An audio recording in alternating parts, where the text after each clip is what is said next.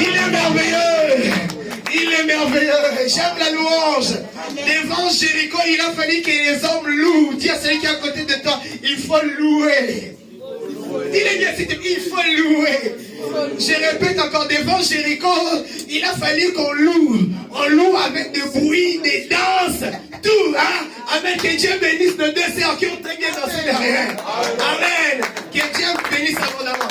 Sans plus tarder, vous allez écouter la parole de Dieu. Pendant que notre bien-aimé l'homme de Dieu s'approche, je vous invite à acclamer Jésus pendant qu'il va approcher le porteur de la parole de Dieu aujourd'hui. Gloire à Jésus. Est-ce qu'on peut acclamer Dieu? Alléluia. Est-ce qu'on peut acclamer Dieu? Est-ce qu'on peut acclamer Dieu? Est-ce qu'on peut acclamer royalement Jésus? Est-ce qu'on peut acclamer royalement les ressuscités? Est-ce qu'on peut acclamer royalement les vainqueurs de votre temps? Apprenez-moi à acclamer Dieu. Apprenez-moi à acclamer Dieu. Apprenez-moi à acclamer Jésus. Jésus, nous t'acclamons. Jésus, nous t'acclamons. Jésus, nous t'acclamons. Alléluia. Amen. Gloire soit rendue à Dieu. Gloire soit rendue à Dieu. Bonjour et bon dimanche dans le Seigneur. Amen. Amen. Grande est ma joie de pouvoir nous tenir debout au devant de vous ce matin. Dieu va nous faire énormément de bien. Alléluia. Amen. On a passé 2 merveilleux dimanches avec l'homme de Dieu, le berger de Ribel, avec 2 merveilleux thèmes. Le premier, c'était les enfants de l'impossible. Et le second, c'était la délivrance et la restauration. Amen. Et alors, ce matin encore, Dieu va nous parler au travers de sa parole et va nous faire du bien. Alléluia. Amen. Quand on était dans la prière, on va faire ces cantiques comme une prière et puis nous allons écouter la parole de Dieu. Ce matin, alors que je m'ai préparé pour venir en ces lieux, j'étais même en train de brosser. Il était en train de me dire un truc. Il m'a dit, lui, il est le seul besoin qu'a l'homme sur terre. J'aimerais dire à quelqu'un, Dieu est le seul besoin que tu as besoin sur cette terre. Seul Dieu est le vrai besoin de ton cœur. Alors ce matin, on sera en train de remettre tout entre ses mains. Alors ce matin, on sera en train de déclarer, on sera en train de dire, oui, prends tout Seigneur. On sera en train de dire, entre tes mains, j'abandonne tout ce que j'appelle rien. Est-ce qu'on peut faire ces cantiques comme une prière? J'aimerais que nous chantons tous ensemble à l'unisson.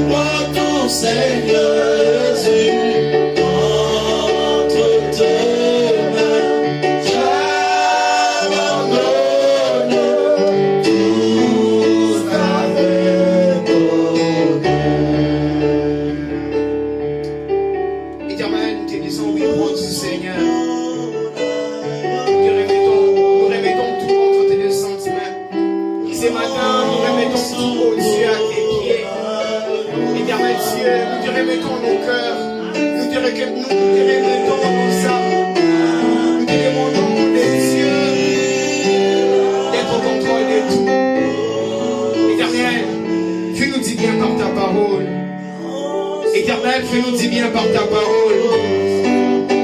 Parlez-nous par ta parole. Édifie-nous par ta parole. La Bible déclare que dans leur détresse, ils prièrent à l'Éternel. Et l'Éternel, tu n'as pas resté indifférent. Tu as envoyé ta parole. Et ta parole les a guéris. L'Éternel, fais-nous du bien.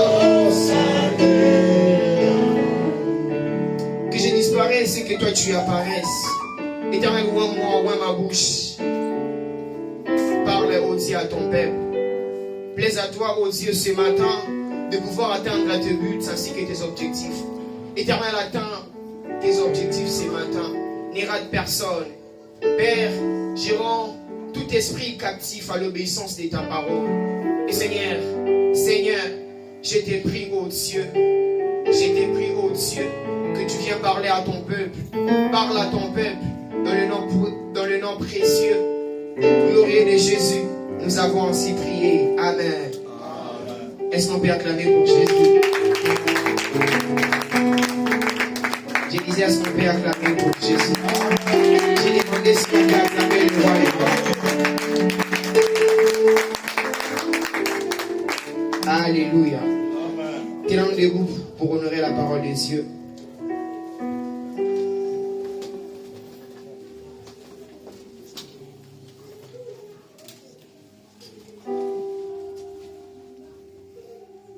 Alléluia. Amen. Amen. Quelqu'un a la joie d'être là ce matin. Ah, Dieu va nous faire du bien ce matin. 1 Pierre chapitre 5. 1 Pierre le chapitre 5.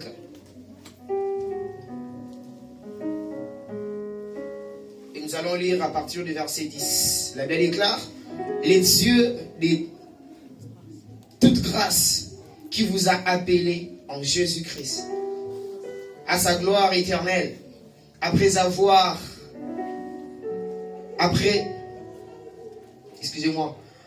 que vous aurez souffert un peu de temps.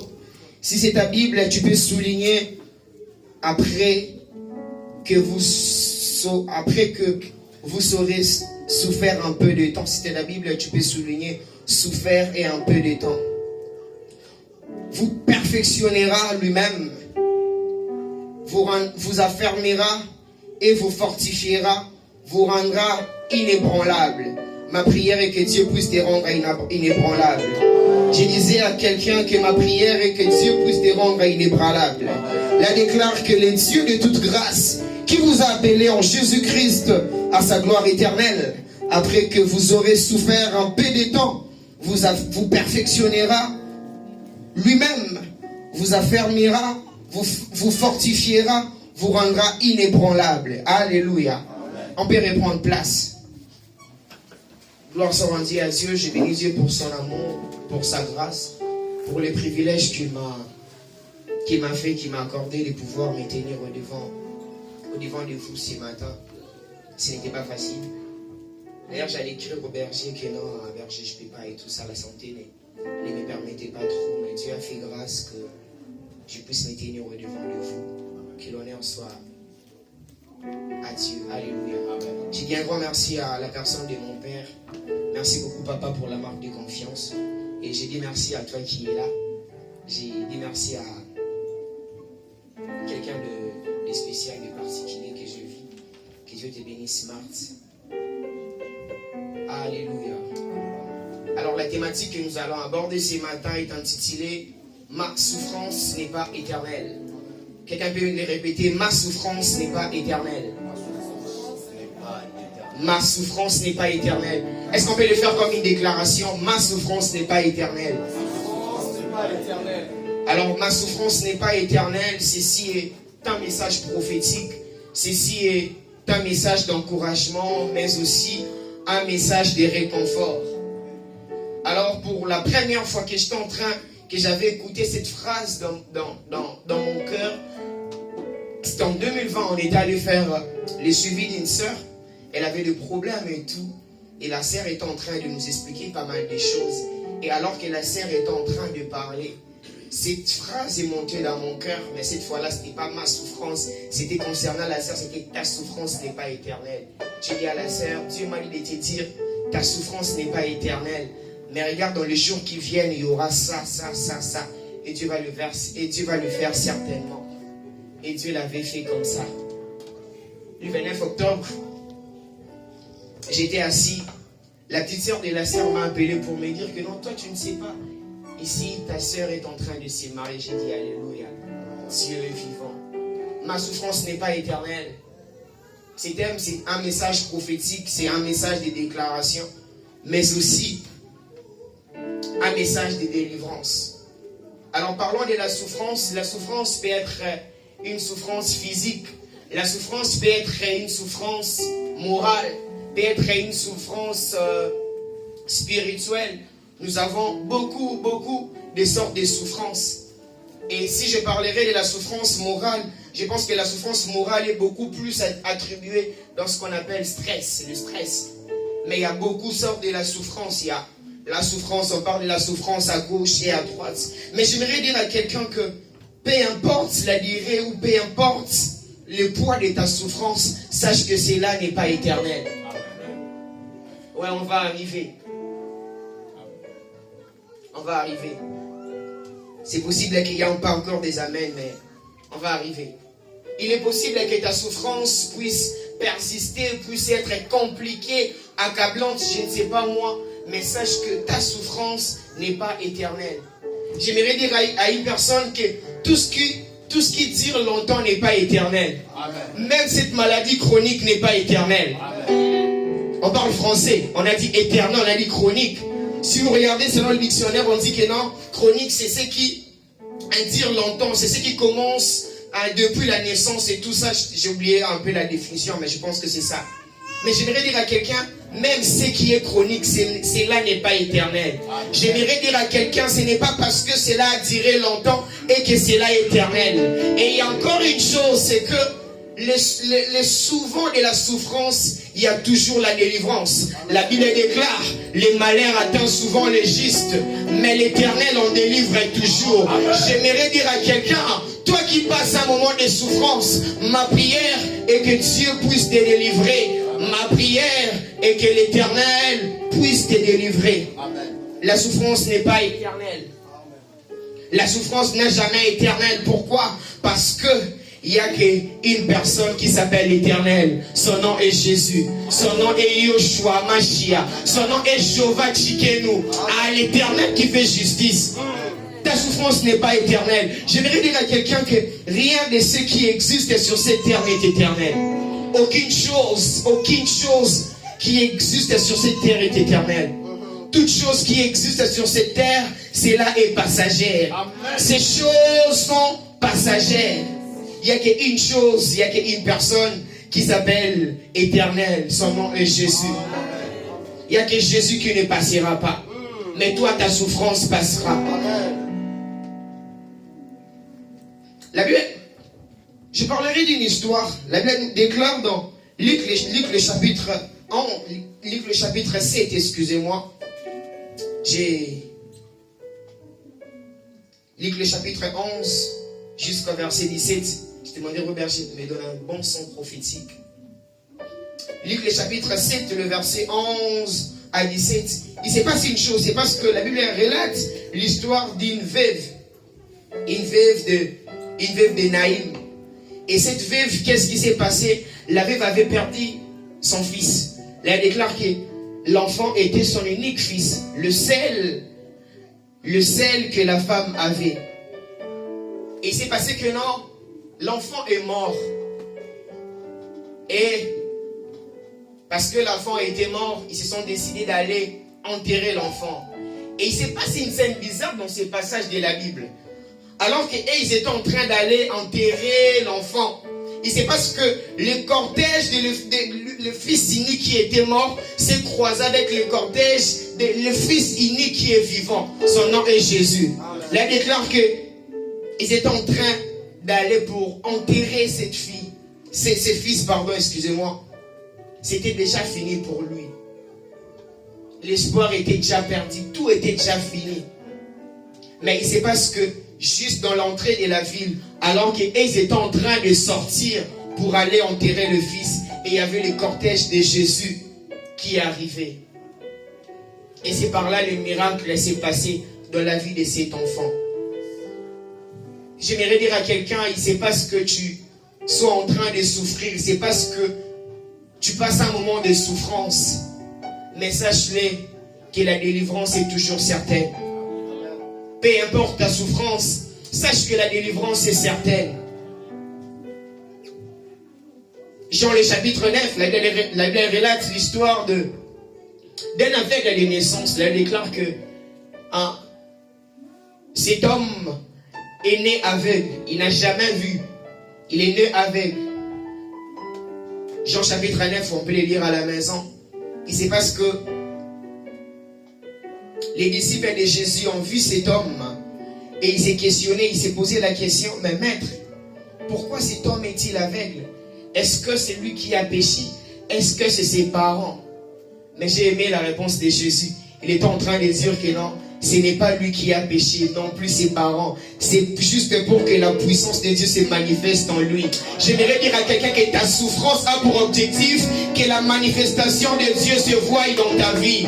Le but de ta souffrance, c'est que oh my God, le but de ta souffrance, c'est que la main de Dieu, la manifestation de Dieu se fasse dans ta vie. Alléluia.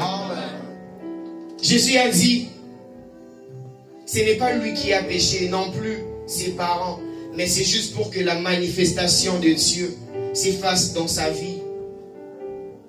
Et c'est parce que tu sois en train de souffrir, mais sache que cela n'est pas éternel. Matthieu le chapitre 4, le verset 5. Matthieu le chapitre 5, le verset 4. La Bible déclare, errez les affligés, car ils seront consolés. Ma prière est que malgré dans ta souffrance, que Dieu puisse te consoler. La Bible déclare, errez les affligés, car ils seront consolés. Ma prière est que Dieu puisse te consoler. Et c'est là dans le nom de Jésus. Et l'histoire que j'étais en train d'aborder tout à l'heure de Luc, le chapitre 7, le verset 11 à 17. Cette femme avait perdu son fils, son unique. Elle disait certainement c'est fini, mais ce n'était pas encore fini, parce qu'il y avait la consolation de Jésus. Il y avait la consolation de Jésus. Il y avait Jésus qui était là pour consoler. Et il y a une chose à faire dans la souffrance. C'est lui qui souffre, ne restez pas indifférent. Celui qui souffre, ne ferme pas sa bouche. Ésaïe chapitre 8, j'aime une histoire. On nous parle de comment est-ce qu'il y avait le ténèbre qui est entré dans une ville appelée. Excusez-moi, je vais finir.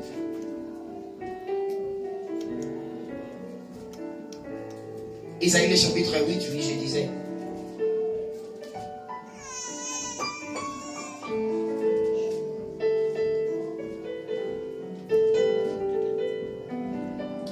Il y avait le ténèbre et il y avait la ruine dans un royaume de Syrie et d'Israël. Mais j'ai aimé ce que cet homme, ce que ces hommes ont fait. Ces hommes, quand ils ont constaté cette chose, ils n'ont pas resté indifférents. Ils étaient en train de dire. Un passage que j'aime beaucoup, Ésaïe chapitre 8, le verset 20. Là déclare, à la loi et au témoignage, si l'on ne parle pas ainsi, il n'y aura point d'aurore pour le peuple. Apprends à parler dans ta souffrance. Apprends à commander. Apprends à orienter les choses alors que tu vois les choses qui semblent ne pas marcher. Apprends à parler tout simplement. Et toujours dans ce même passage, Ésaïe chapitre 8, le verset 23, la Bible déclare, les ténèbres ne régneront pas toujours. J'aimerais dire à quelqu'un, peu importe ta souffrance, sache que cela ne régneront pas toujours. Ésaïe est en train de dire, les ténèbres ne régneront pas toujours. Si les temps passés ont couvert de l'eau propre dans le pays des Zabouillons et des Nephtali, mais les temps à venir couvriront de la gloire. Ma prière est que tu puisses voir la gloire de Dieu dans ta souffrance. Sache-le que les ténèbres ne régneront pas toujours. Et j'aimerais dire à quelqu'un que dans ta souffrance, tu n'es pas seul. Daniel, chapitre 3, nous relate l'histoire des 3 hommes. Shadrach, Meshach, Abednego. Il se passe que ces 3 jeunes gens se sont retrouvés dans une situation pertinente. Normalement, le roi leur demandait de pouvoir se prosterner, de pouvoir adorer les trucs, les monuments qui étaient là et tout. Mais ces 3 jeunes gens ne voulaient pas. Et après, la décision du roi, c'était qu'ils puissent les rejeter dans la fournaise ardente. Et j'aimerais dire à quelqu'un, même quand tu vas te retrouver dans la fournaise ardente, sache que tu n'es pas seul. Dieu est avec toi. Dieu est avec toi. On les a jetés, ces 3 hommes, dans la fournaise. Mais il y avait une 4e personne qui était là présente. Et son nom est Jésus. Son nom est Dieu. Et c'est parce que dans ta souffrance que tu ne puisses pas voir Dieu. Mais sache que son nom est Emmanuel. Emmanuel veut dire l'invisible est même présent. Certes, tu ne le vois pas, mais il est là. Je voudrais dire à quelqu'un que des fois, Dieu ne réside pas dans les sensations. Il faut la sentir, il faut l'organiser. Non, même pas. Dieu n'est pas dans ça. Dieu n'est pas dans ça. Je voudrais dire à quelqu'un ce matin que ta souffrance n'est pas éternelle. Ta souffrance n'est pas éternelle. Tu sais, ce que le diable fait, ce que le diable manigance, c'est là est une proposition. Mais il y a une différence entre une proposition et une volonté. La proposition ne peut ou n'est pas arriver, ne peut ou n'est pas se faire, si vous voulez bien. Mais alors que la volonté est une chose que, parce qu'on les désire, on peut forcément le faire, entre guillemets. Et le diable opère dans la proposition. Mais Dieu opère dans la volonté ou dans l'imposition, si vous voulez. Et il s'est passé une chose. Il s'est passé que tout ce que le diable peut vouloir faire dans ta vie, c'est là, ne peut ou n'est pas arrivé. Mais ce que Dieu fait, ce que Dieu veut faire dans ta vie, c'est là arrivera certainement. J'aimerais dire à quelqu'un que la volonté de Dieu est la meilleure. L'esprit de Dieu est la meilleure. Ce que Dieu fait, c'est ce qu'il fait certainement dans nos vies. Alléluia. Ce que Dieu fait, c'est ce qu'il fait certainement dans nos vies. Et je parlerai de 3 dimensions de la souffrance. Je parlerai des 3 dimensions de la souffrance pour ceux qui écrivent. La première dimension de la souffrance que je parlerai, c'est que c'est une souffrance où l'homme lui-même est à la base de sa souffrance. C'est une souffrance que l'homme lui-même se sert d'une porte d'entrée. 2 Samuel, le chapitre 11, le verset 1 à 27. Ici, la Bible nous relate l'histoire d'un homme appelé David. Nous savons tous que David était roi. 2 Samuel, le chapitre 11. Nous savons que David était roi. La Bible déclare que un de ces 4 matins, David s'est réveillé. Il s'est réveillé. Il était en train de se promener sur les toits royal, les toits de sa maison royale. Et de loin, David a aperçu une femme qui est en train de se laver. Et cette femme, c'était la femme de son soldat qu'on appelait Hur.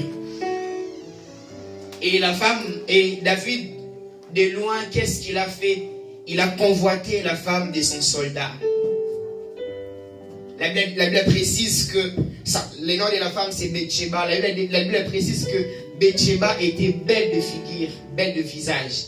David est descendu, il s'est renseigné. C'était qui la femme qui s'est lavée là que j'ai aperçue de loin? On a dit, mais toi tu ne sais pas. C'était la femme de Hur, ton soldat. La Bible dit, David a demandé aux gens d'appeler cette femme.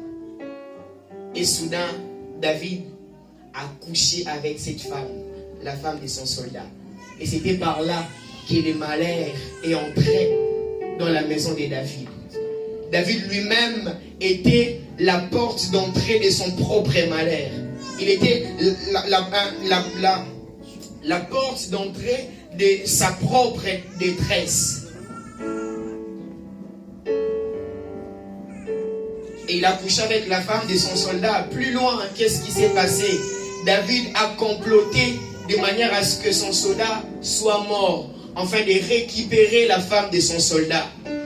Il a envoyé ses soldats à la guerre et tout. Il a dit que non, comme sera en train de battre, faisait de sorte que Ir soit un petit peu isolé, de manière à ce qu'il ne puisse pas se défendre. Et c'est par là que Ir était mort. Et quand Ir est mort, après juste que Ir soit enterré, c'est alors que David a récupéré la femme de son soldat. Et parce que c'était un acte qui n'avait pas plu au Seigneur, ils ont eu un enfant. Et cet enfant, malheureusement, il était tombé malade. Et au finish, il était mort. Et toujours dans ce même livre de Samuel, dans le verset 12, on nous relate l'histoire toujours de David. On nous relate toujours l'histoire de David. Il y a un homme qu'on appelait Nathan. Il est venu parler à David. Il est venu réprimander à David pour lui dire tout simplement que ce qu'il avait fait n'était pas bon. Vu qu'il ne pouvait pas aller tout droit au but, qu'est-ce qu'il a fait? Il a commencé à parler par un parabole et tout. Et David est en train de dire oui, il doit être tué, il doit restituer les brebis, tout ça, tout ça. Et Nathan dit, cet homme, c'est toi. Il a dit, toi l'Éternel t'a donné tout ce que tu avais besoin. Il a fait de toi tout ce que tu voulais. Tu pouvais encore lui demander pour qu'il puisse t'en donner plus. Mais pourquoi avoir tout simplement, pourquoi arracher la femme de ton soldat? Mais aussi, jusqu'au point de tuer ton soldat, ton serviteur. Et c'est ce que Nathan était en train de dire à David. Et David avait reconnu ses erreurs. David avait reconnu ses péchés. Il avait reconnu ses fautes. Mais cela n'est pas encore fini. Toujours dans ce même livre de Samuel, de Samuel, le chapitre 13, cette fois-ci, nous lirons à partir du verset 13.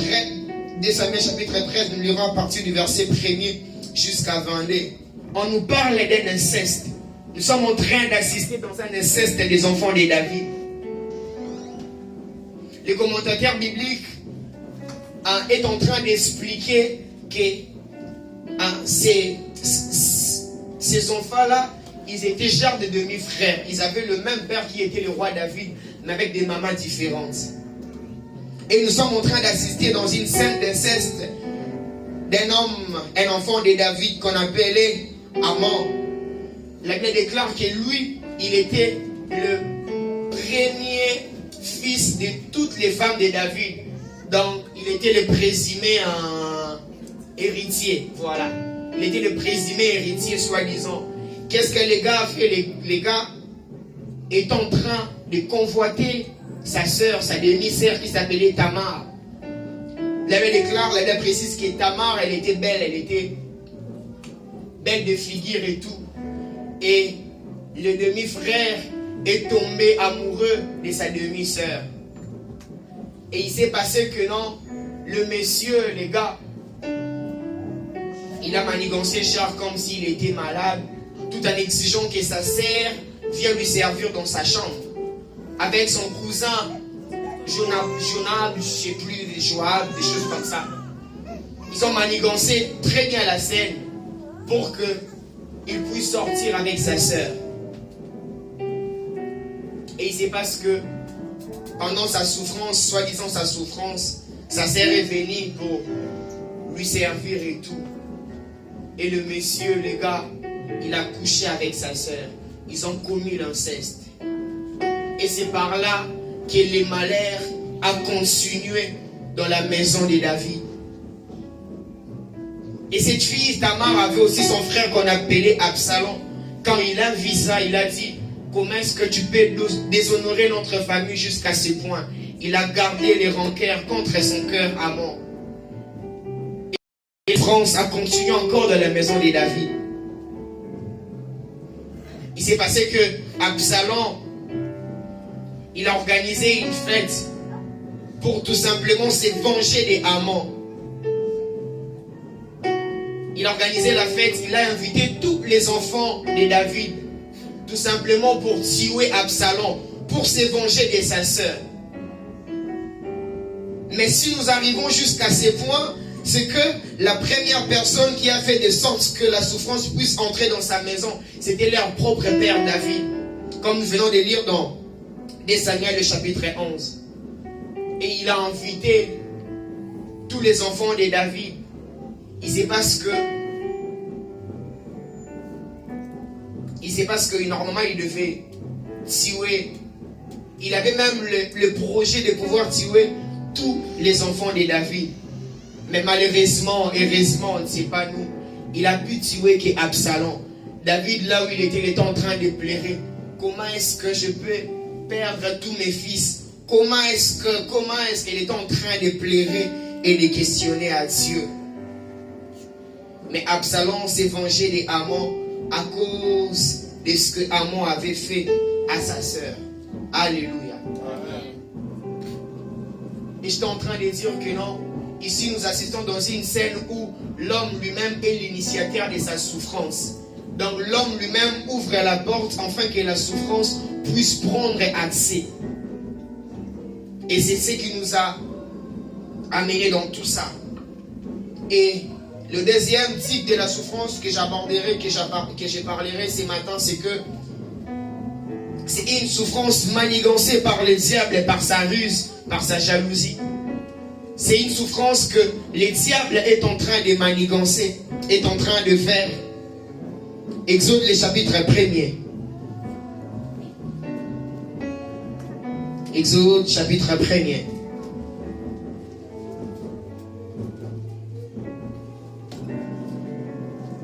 Exode chapitre 1er. Je lirai le verset 6. Exode chapitre 1er à partir du verset 6. La Bible déclare: Joseph mourut, ainsi que tous ses frères et de toute cette génération-là. Je lirai aussi le verset 9 pour nous donner l'idée de ce qu'on sera en train de dire. Il dit à son peuple: voilà les enfants d'Israël qui forment un peuple plus nombreux et plus puissant que nous. Je suis en train de dire que le deuxième type de la souffrance, c'est une souffrance manigancée par le diable et par sa ruse ou par sa jalousie. Il s'est passé une chose, c'est parce que nous savons tous l'histoire des enfants d'Israël et tout. Et il s'est passé que ils étaient en Égypte. Et Joseph était mort avec toute cette génération-là.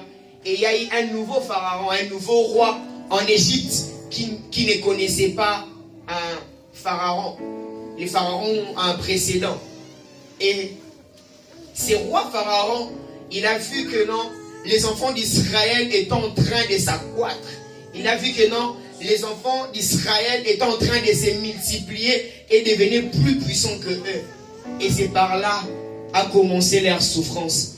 Et c'est par là leur souffrance a débuté. C'est par là que leur souffrance a commencé. Et il a commencé à créer tout ce que nous savons là. Il a commencé à manigancer beaucoup de choses que nous tous nous savons sur l'histoire des enfants d'Israël. Mais j'aimerais dire à quelqu'un, les enfants d'Israël, malgré leur souffrance, dans leur souffrance, ils n'étaient pas seuls. Dieu était avec eux. Dans leur souffrance, ils devaient tout manquer, mais ils ne pouvaient pas manquer l'eau et ils ne pouvaient pas manquer de quoi manger.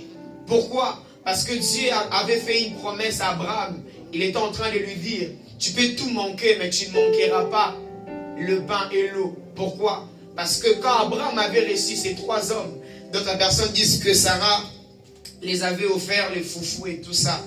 Mais parmi les choses que Abraham avait donné à ces gens-là, il y avait l'eau et le pain. C'est pourquoi les enfants d'Israël, dans leur souffrance, ils ne pouvaient pas manquer ces deux choses, le pain et l'eau. Je vais dire à quelqu'un, dans ta souffrance, peu importe ce que tu ne vois pas, mais sache que Dieu est avec toi. Ils étaient là accablés, ils ont passé beaucoup d'années sur le même lieu. Mais Dieu est avec eux. C'est pourquoi Moïse était en train de dire: Seigneur, si tu ne seras pas avec nous, ne nous laisse pas aller. J'aimerais dire à quelqu'un dans ta souffrance, sache que tu n'es pas seul. Dieu est avec toi. Mais les enfants d'Israël, toujours dans leur souffrance, Dieu est en train de dire, dans mon pays, il n'y aura ni femme stérile, ni celle qui avance. Et c'est parce que tu vois ta souffrance dans, je ne sais pas moi, dans un niveau ou je ne sais pas quelle conception as-tu de ta souffrance. Mais même dans cette souffrance-là, sache que tu n'es pas seul. Dieu est avec toi. Et une autre chose que nous devons savoir, c'est que aussi longtemps, ton cœur bat encore dedans de toi. Dis-toi que c'est possible. Ça n'a pas encore marché. J'aimerais dire à quelqu'un, ce que Dieu n'a pas pu faire aujourd'hui, il le fera au bon moment. Ce que Dieu n'a pas pu faire hier, il le fera au bon moment. Ce que Dieu n'avait pas fait hier, il le fera au bon moment. Toujours dans l'air souffrance, Dieu est en train de dire, je bénirai vos os, j'éloignerai la maladie. Ils étaient là accablés, ils ne peuvent pas aller de l'autre côté, ils ne peuvent pas passer à l'autre bord. Mais Dieu était avec eux. Dieu était avec eux. Apprends à voir Dieu dans ta souffrance. Apprends à voir Dieu dans ta souffrance. Je disais tantôt que ce qui dure longtemps n'est pas éternel. Ce qu'on a déclaré chronique n'est pas éternel. Cela n'est pas éternel.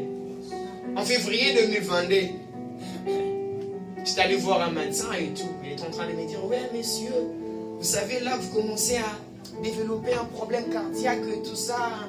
Et puis ça va durer longtemps parce que j'ai vu une sorte de liquide sur votre poumon gauche et tout ça, et tout ça, et tout ça, et tout ça. C'était vraiment un discours pertinent. Mais j'ai pu voir le bon côté des choses. J'aimerais dire à quelqu'un, aussi longtemps que ton cœur bat encore dedans de toi, sache que c'est possible. Sache que c'est possible. Vous savez, la naissance d'abord d'une personne est un miracle. C'est le premier miracle. Et le second, le deuxième miracle, si vous voulez, c'est lorsque tu dors et tu te réveilles. La Bible déclare, Ecclésiaste le chapitre 9, le verset 4, si je m'abuse, la déclare, il y a encore de l'espérance pour ceux qui vivent.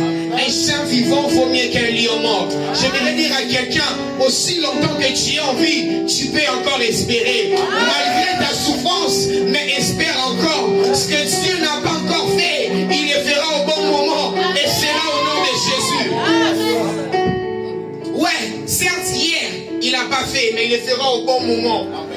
Et que dans le chapitre 3, la Bible déclare, il y a un temps pour toutes choses. Il y a un temps pour plairer, il y a un temps pour rire. J'aimerais dire à quelqu'un que ta souffrance n'est pas éternelle. Que ta souffrance n'est pas éternelle. Hébreux le chapitre 10, le verset 23. Berger, la Bible déclare, retenons fermement la profession de notre espérance, car c'est lui qui a fait la promesse est fidèle. Les Dieu qui n'a pas menti à Abraham, il ne te mentira pas non plus. Les Dieu qui n'a pas menti à Sarah, il ne te mentira pas non plus. Ma prière est que tu vives la fidélité de Dieu. Dieu est fidèle. Dieu est fidèle. Dieu est fidèle. Il a dit, retenons fermement la profession de notre espérance. Waouh! C'est lui qui a fait la promesse est fidèle. Ma prière est que tu vives la fidélité de Dieu. Ma prière est que dans cette église, dans cette assemblée, que les gens puissent témoigner la fidélité de Dieu. Oh my goodness!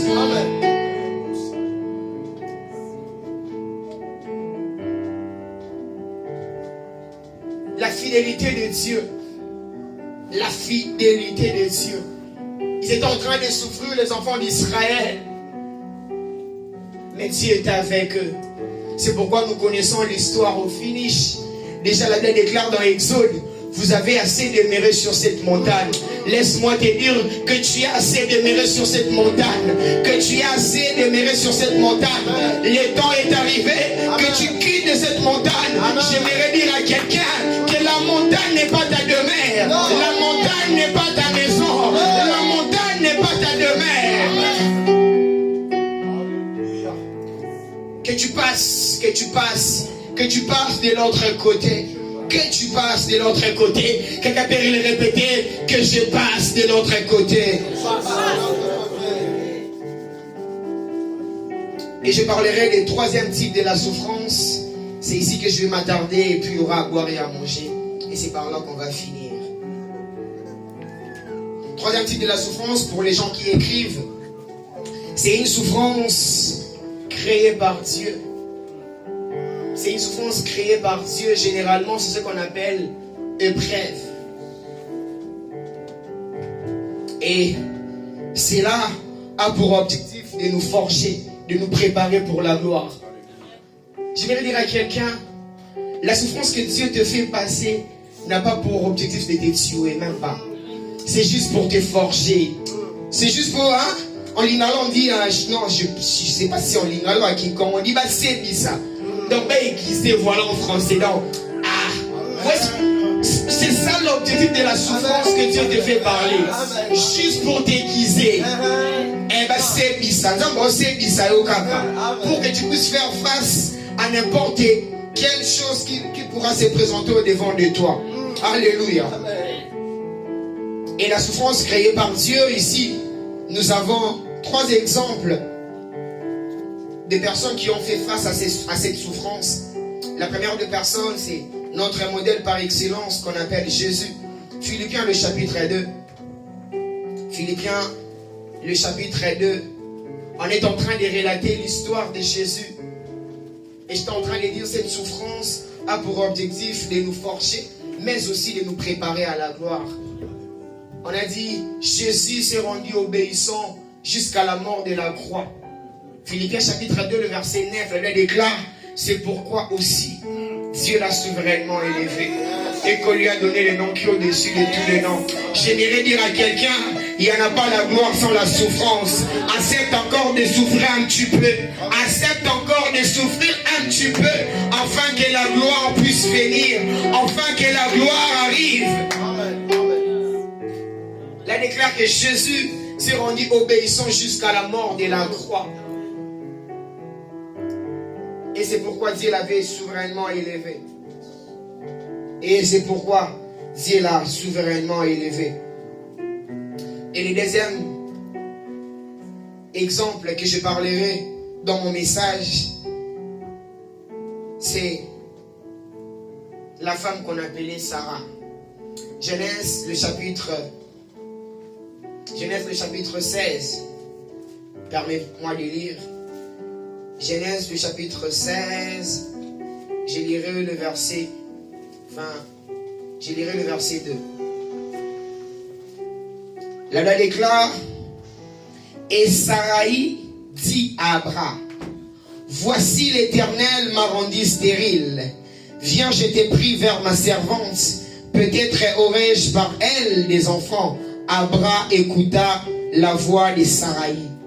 Je suis en train de dire que le troisième type de souffrance, c'est une souffrance créée par Dieu, ce qu'on appelle épreuve. C'est là pour objectif de nous forger, de nous préparer à la gloire.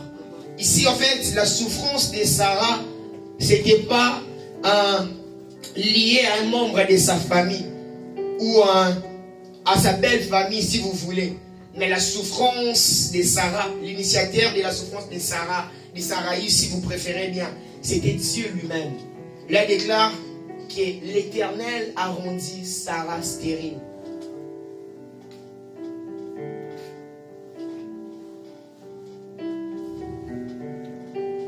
Examinons-nous. Tu passes un moment de souffrance. Qui est à la base? Qui est à l'auteur de ta souffrance? Est-ce c'est toi-même? Tu as ouvert la porte au diable?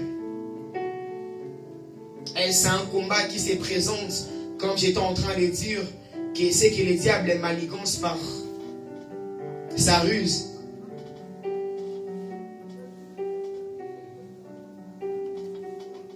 Est-ce que c'est une épreuve que Dieu te fait passer?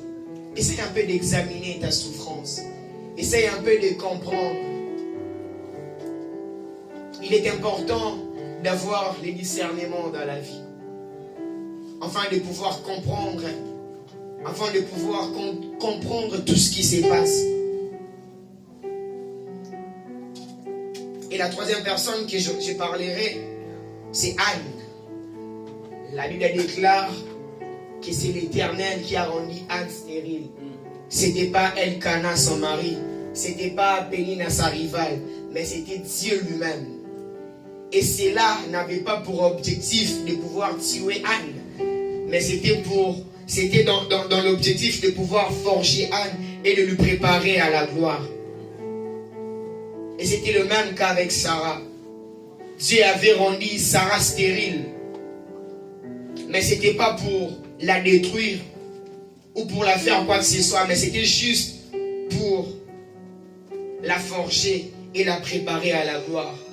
C'est pourquoi les jours que Sarah avait eu Isaac, il avait appelé Isaac.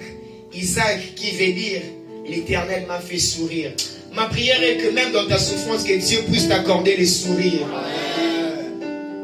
Oui, certes tu souffres, mais que Dieu te donne, que Dieu t'accorde un beau sourire. Et c'était le même problème avec Anne. Cette souffrance n'était pas dans le but ou dans l'objectif de la tuer, mais c'était juste pour la préparer à la gloire et la forger. C'est alors que Anne, avait reçu Samuel. Et nous tous, nous connaissons Samuel. Il fait partie des grands prophètes de l'histoire de la Bible. Et Samuel, il était la personne qui avait la capacité de pouvoir défendre son peuple, de pouvoir parler en faveur de son peuple.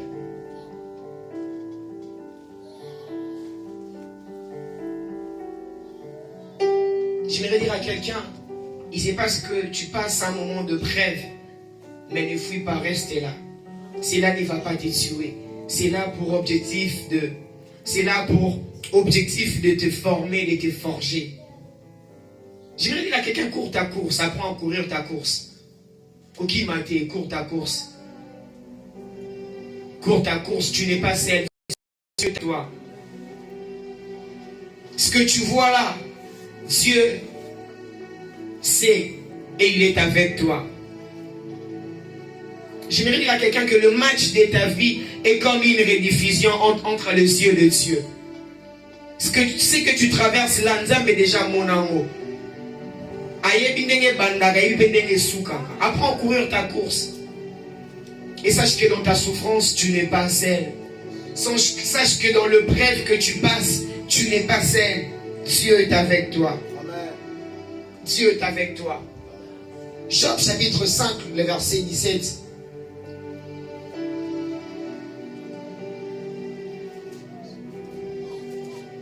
Ce dimanche, c'est un dimanche particulier. Je ne parlerai pas certainement comme d'habitude. Dans les minutes qui viennent, le Saint-Esprit va faire un travail formidable au milieu de nous. Je l'ai vu et je sais qu'il le fera. Job, le chapitre 5, le verset 17. Et l'homme que Dieu châtie ne méprise pas la correction du Tout-Puissant. Il fait la plaie et il abonne. Il blesse et guérit sa main. Ma prière est que Dieu puisse te guérir de sa main. Ma prière est que Dieu puisse te guérir de sa main. Waouh, la Bible déclare: et l'homme que Dieu châtie ne méprise pas la correction du Tout-Puissant. Frère, cours ta course. Sœur, cours ta course. Ouais, ça nous arrive tous de pleurer lorsque nous faisons face à une situation difficile. Ouais, ça nous arrive tous. D'ailleurs, moi, je suis le premier, je suis champion. Mais même dans tes pleurs, sache que Dieu est avec toi. Tu n'es pas seul. Le problème, ce n'est pas nous. Le problème, c'est lui-même. Il a fait la promesse. Il a dit: voici, je serai avec toi jusqu'à la fin du temps. J'aimerais dire à quelqu'un, aussi longtemps que la fin du temps n'est pas encore arrivée, malgré ta souffrance, sache que Dieu est avec toi. Amen. Ouais, aussi longtemps que tu n'es pas encore mort, sache que Dieu est avec toi. Amen. David avait la révélation de ces choses. C'est pourquoi il était en train de dire: même quand je marche dans la vallée de l'ombre de la mort, je ne crains aucun mal. Je ne crains aucun mal.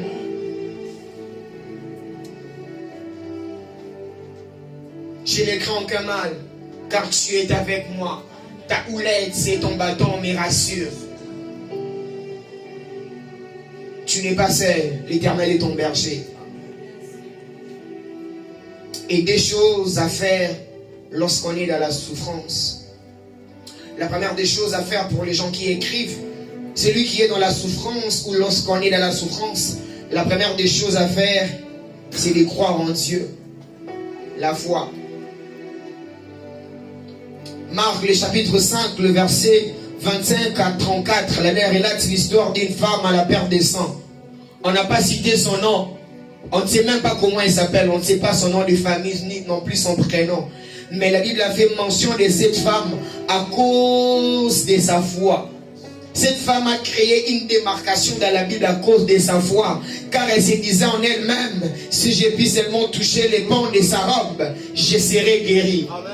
Frères et sœurs, certes tu souffres, mais crois en Dieu. Il n'y a que Dieu qui peut te faire sortir dans cette souffrance. Amen. Là déclare que cette femme avait le sang pendant 12 ans. 12 ans.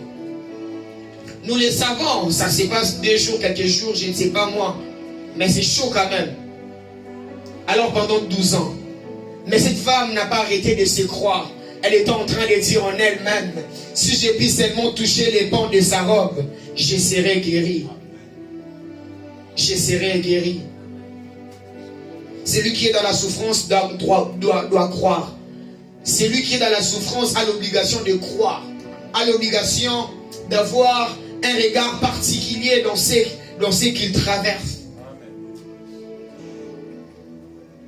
Cette femme est en train de dire, si je puis seulement toucher les pans de sa robe, je serai guéri.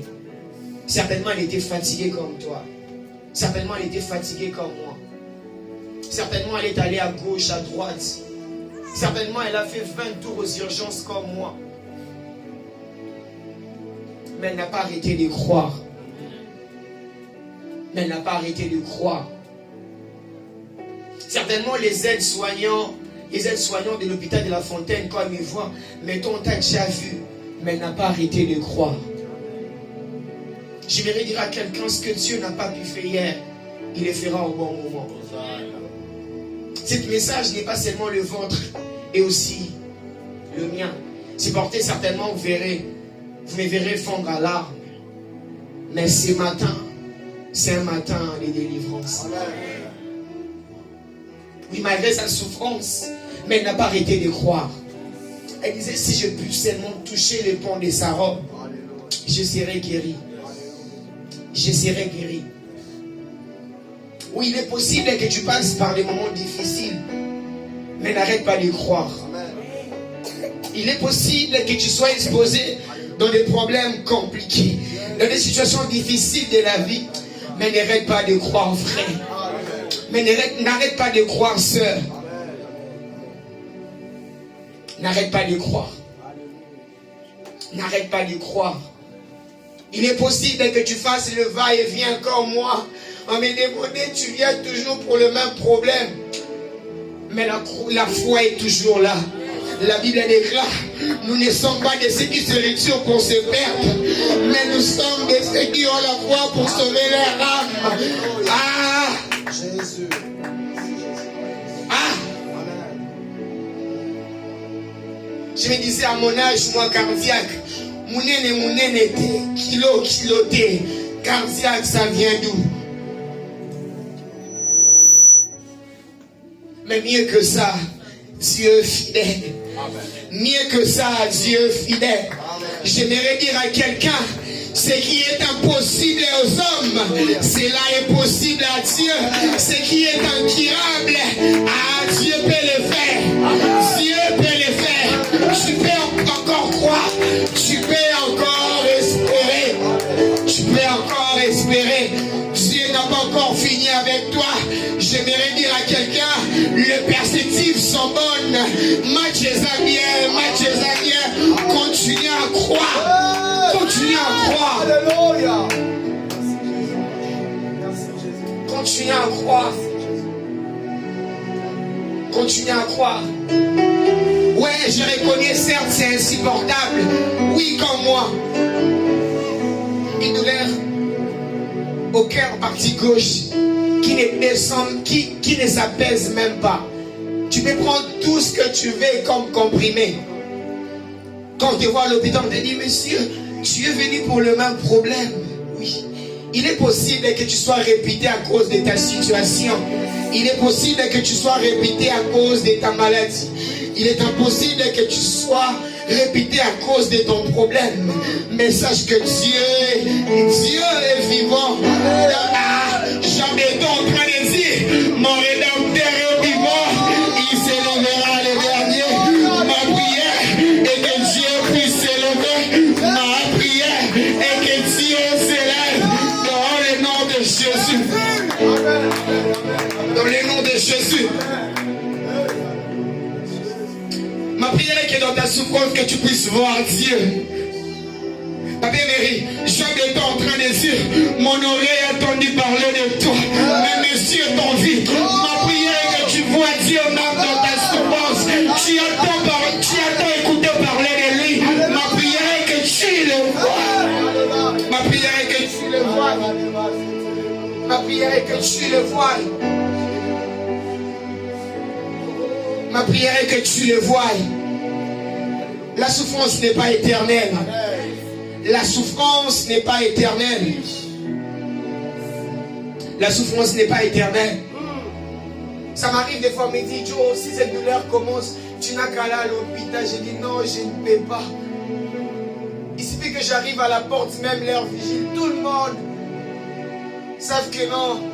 Tout le monde sait que non. Ce jeune homme a l'habitude de venir.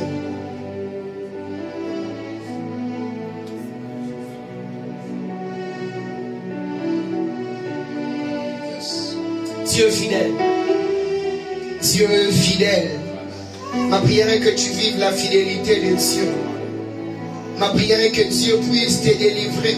Que Dieu puisse te délivrer de ta souffrance.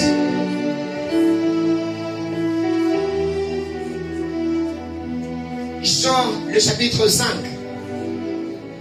La Bible relate l'histoire d'un paralytique qui avait fait 38 ans. Que Jésus était venu guérir les jours de sabbat. Après ce miracle, il s'est passé que les hommes commençaient à dire des choses, à réprimander Jésus. Comment est-ce que tu peux faire un miracle les jours de sabbat, patati, patata et tout ça? Mais Jésus était là. Jésus était là. Il est en train de voir et tout ça. Mais le verset 17, j'aime une chose. La Bible déclare, mon Père agit jusqu'à présent. Moi aussi j'agis. J'aimerais dire à quelqu'un, Dieu agit encore. J'aimerais dire à quelqu'un, le temps des miracles n'est pas passé. Berger, le temps des miracles n'est pas passé. Ce que Dieu a à faire dans la Bible, il peut le faire encore aujourd'hui. Il peut encore le faire aujourd'hui. Il peut encore le faire aujourd'hui. Il peut encore le faire. La déclare.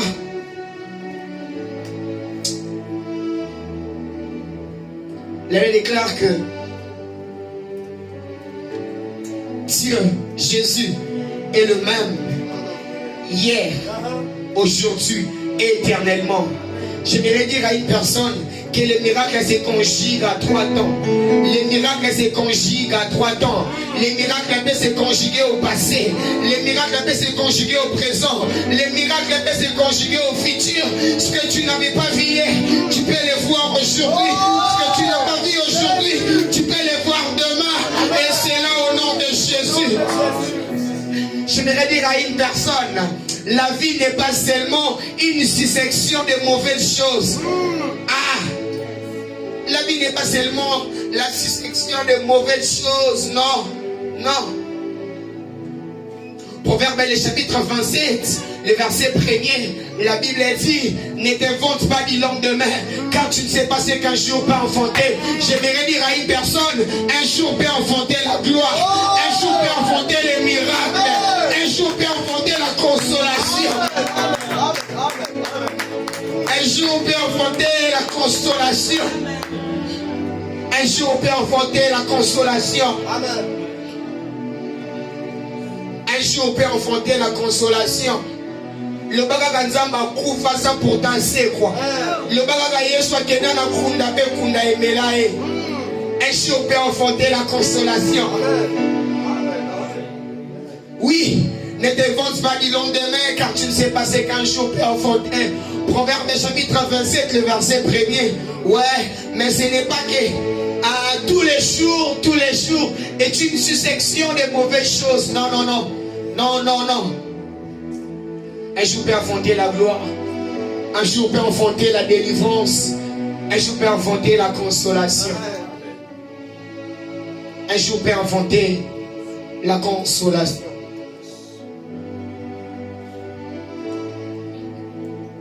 Un jour peut enfanter la consolation.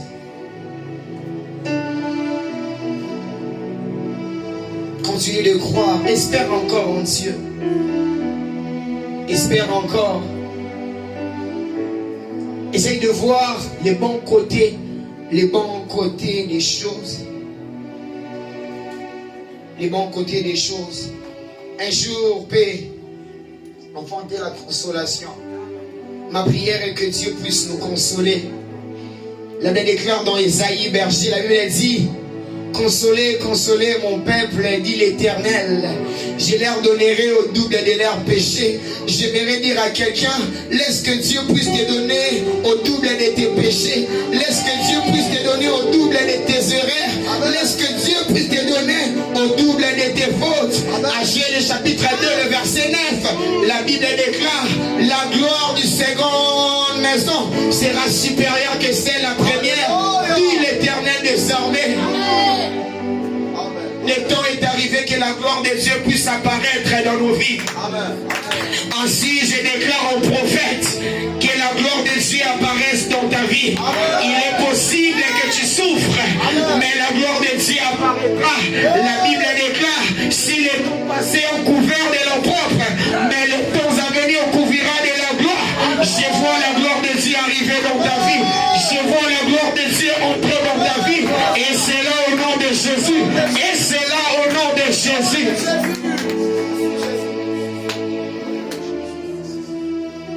Et c'est là au nom de Jésus. Et c'est là au nom de Jésus. Et c'est là au nom de Jésus. Et c'est là au nom de Jésus. Que la gloire de Dieu apparaisse dans ta vie. Que la lumière, que la gloire arrive.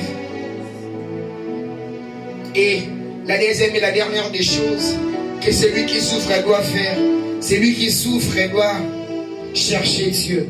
La prière. Jacques le chapitre 5, le verset 13.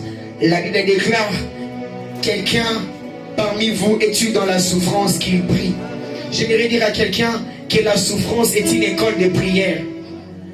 Tu souffres, apprends à prier, apprends à parler à Dieu.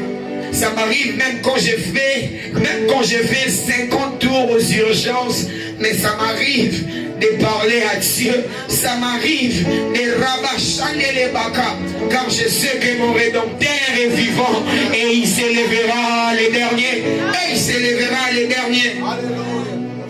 Celui qui est dans la souffrance, il ne reste pas indifférent. Marc le chapitre 10, à partir du verset 30 à 46, la Bible relate l'histoire d'un aveugle qu'on appelait Bartimée. On a dit: cet aveugle ayant vu Jésus passer, il a crié: fils de David, aie pitié de moi, aie pitié de moi. Et l'acte que Bartimée avait fait n'était pas seulement un simple acte de pouvoir crier, mais c'était une prière.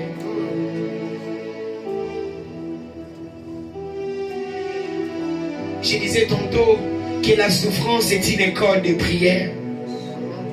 Que c'est lui qui est dans la souffrance qui prie. Que c'est lui qui est dans la souffrance qui prie. Anne est en train de souffrir comme vous et moi ce matin, mais elle disait: je répondrai mon cœur devant le Seigneur.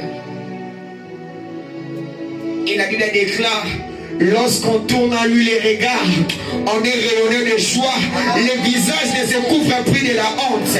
Le visage ne se couvre plus de la honte. Ma prière est que Dieu joie dans le nom de Jésus.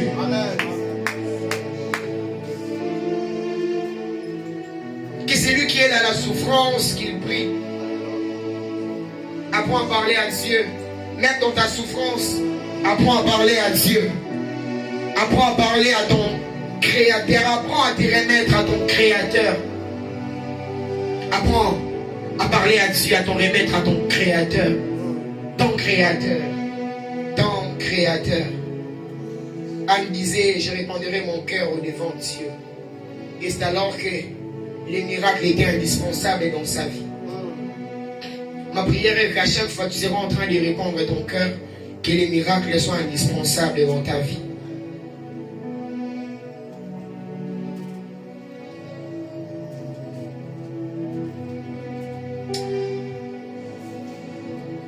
Dieu me met à cœur de le faire. J'inviterai ici devant toutes les personnes qui se sont accablées, qui se sentent qui se voient faire face à une situation difficile, qui fait passer un moment, un temps de souffrance. On va prier tous ensemble. Ouais, si tu es là proche, tu n'es même pas le seul.